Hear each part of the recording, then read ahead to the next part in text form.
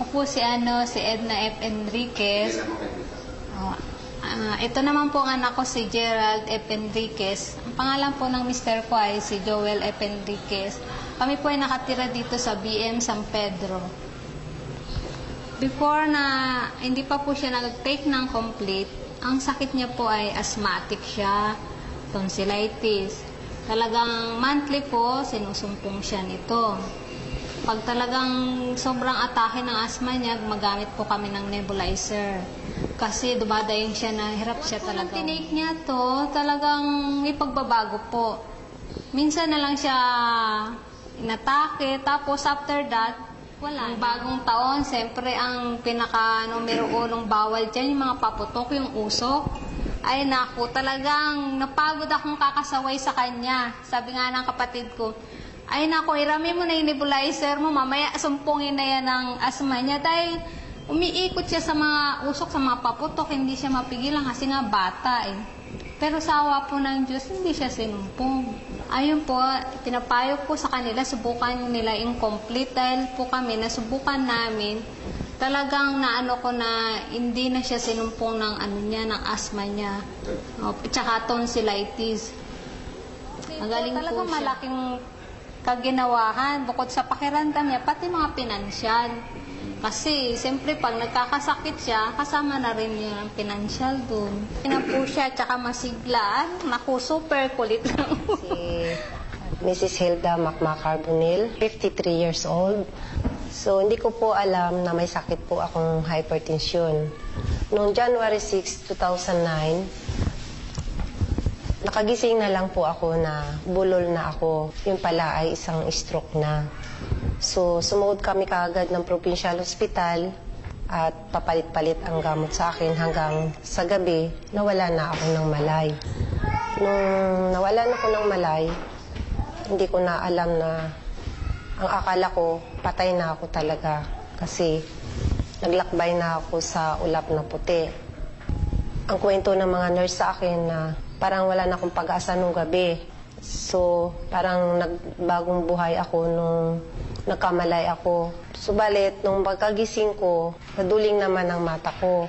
At ang kalahati ng katawan ko ay naparalyzed din. At 3 buwan akong pabalik-balik sa ospital hanggang sa 7 bisis pa rin akong na-stroke. Subalit, nung dumating ang isang member ng M Global na may dala siyang produkto ng Nature's Way, na yung complete na pinainom niya sa akin ay nakatulong na malaki sa akin. Almost 1 week pa lang ako nagtitik ng gamot na yon, ay malaki na ang recovery ko.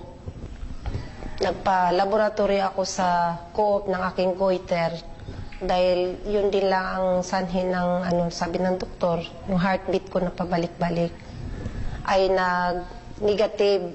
And then bumalik ako sa doktor ko sa Medical City. Nagpa-check up ako uli. Nagulat ang doktor ko dahil ang laki ng pinagbago ng heartbeat ko.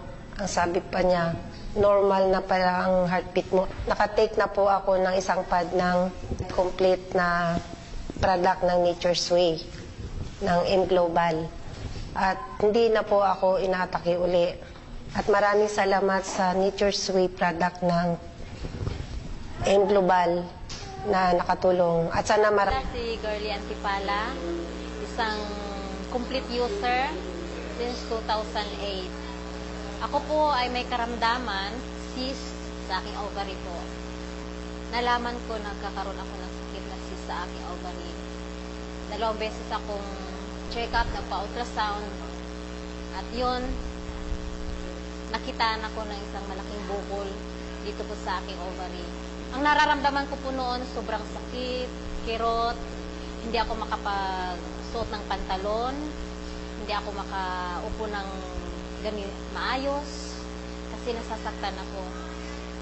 Yun po, nung nasa Adventist na ako, in-ultrasound po ako uli, at yun, nakitaan ko talaga na meron po akong cyst.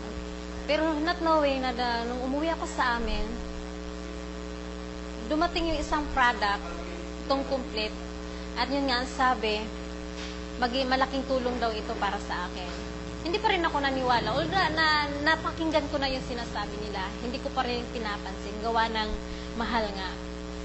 Pero nung habang nakalipas yung mga araw, tinitiis ko yung kirot at sakit at nakikita ko yung isang karton na nakadisplay. Sabi ko, sige nga, subukan ko kung gaano katotoo yung sinasabi nila. At yun nga, trinay ko. At habang tinitake ko, yun po, naging daan. Nararamdaman ko, unti-unti akong gumagaling. At salamat po sa Panginoon, naging daan itong complete. Ito siya. Ako po'y gumaling sa karamdaman ko, nawala po yung cyst ko. 2 pad pa lang yung naubos ko. Wala na po yung sakit. At isa pang magandang blessing na binigay ni Lord sa akin, nabuntis pa ako at nagkaanak.